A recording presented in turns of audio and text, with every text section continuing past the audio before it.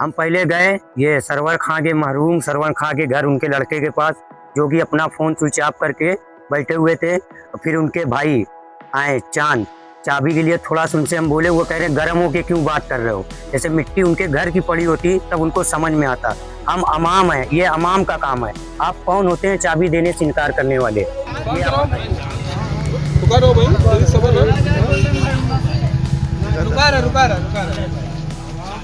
पूरा भीड़ लगा है, ताला पूरा बंद है।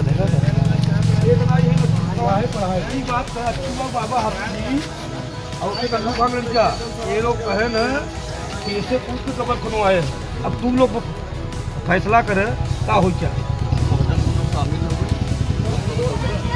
भाई देखिए ये तुम्हारे बाप की जागीर नहीं है। सही बात है यार, इसका तो छोटपना वाला काम है।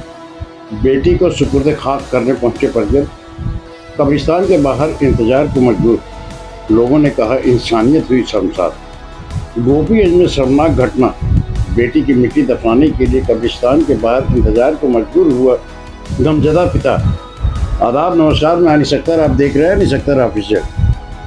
गोपीगंज जनपद भदोही के गोपीगंज नगर स्थित फूल बाग ईदगाह के समीप कब्रिस्तान में सोमवार देर शाम एक ऐसी घटना सामने आई जिसने इंसानियत को झकझोर कर रख दिया। अपनी जवान बेटी को खो चुके एक गमजदा पिता को उसकी मिट्टी दफनाने के लिए कब्रिस्तान के मुख्य द्वार के बाहर परिजनों और सैकड़ों लोगों के साथ इंतजार करना पड़ा। मिली जानकारी के अनुसार थाना क्षेत्र के एक परिवार की किशोरी ने मां की डांट से क्षुब्ध होकर दुपट्टे के सहारे फांसी लगाकर आत्महत्या कर ली थी। पोस्टमार्टम समेत सभी कानूनी औपचारिकताएं पूरी होने के बाद देर शाम जब परिजन रिश्तेदार नगर के तमाम लोग किशोरी की मिट्टी को सुपुर्द खाक करने के लिए फूल बाग स्थित कब्रिस्तान पहुंचे तो वहां का मुख्य द्वार ताले से बंद मिला। मौजूद लोगों ने कब्रिस्तान की देखरेख करने वाले जिम्मेदार व्यक्ति से संपर्क करने का प्रयास किया, लेकिन संपर्क नहीं हो सका। मोहल्ले के युवकों में वसीम अहमद, अर्श रजा और शैफी ने बताया कि वे चाबी लेने गए थे, लेकिन उन्हें चाबी देने से इनकार कर दिया गया। इस सूचना के बाद मौके पर मौजूद लोगों में नाराजगी फैल गई।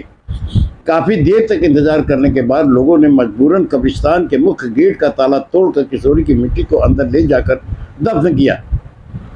घटना को लेकर लोगों ने गहरा आक्रोश व्यक्त करते हुए कहा कि गोपीगंज के इतिहास में ऐसा पहले कभी नहीं हुआ।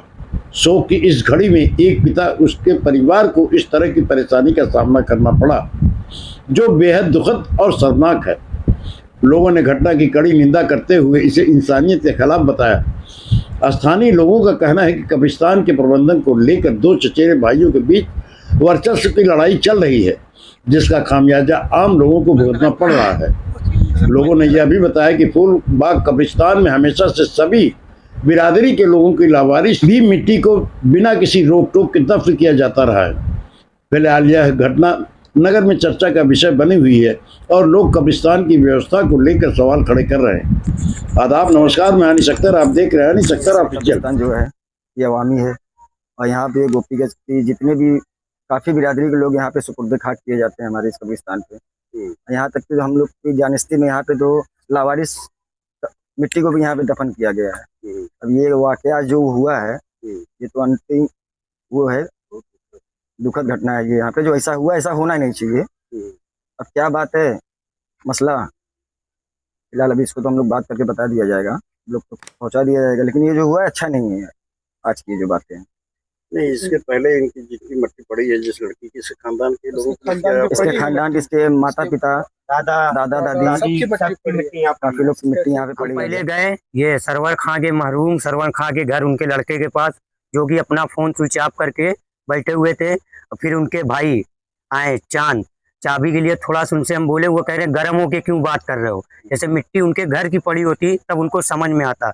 हम अमाम है, ये अमाम का काम है। आप कौन होते हैं चाबी देने से इनकार करने वाले, ये आप बताइए।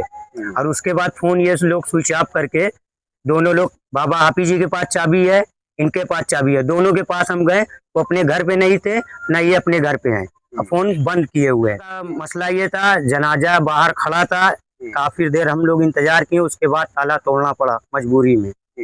अगर आपको इस पे कोई दिक्कत है, जो बात होगी तो आप चल के सामने से हम लोग बात करेंगे। जिसको भी दिक्कत हो, अमाम का मामला है, वो अमाम खुल के बात करेगी। बिरादरी का कोई मसला नहीं, ये कब्रिस्तान अमाम का है। आप कौन होते हैं यहाँ पे रोकने वाले? जब अमाम यहाँ पे नहीं आ पाएंगे तो आपका है नहीं कि ये आपका पर्सनल जमीन है। अमाम का उनके दादी यहाँ पे उनकी मिट्टी पड़ चुकी है, उनके अब्बा का भी पड़ा है, वही दादी दादा कहलाएगी ना। मतलब उनके पूरे खानदान का ही मिट्टी यहाँ पे पड़ चुका है। कभी कोई रोक टोक कभी रोक टोक नहीं हुआ, ये पहली बार हुआ है। ये पहली बार ये पहली बार हुआ है।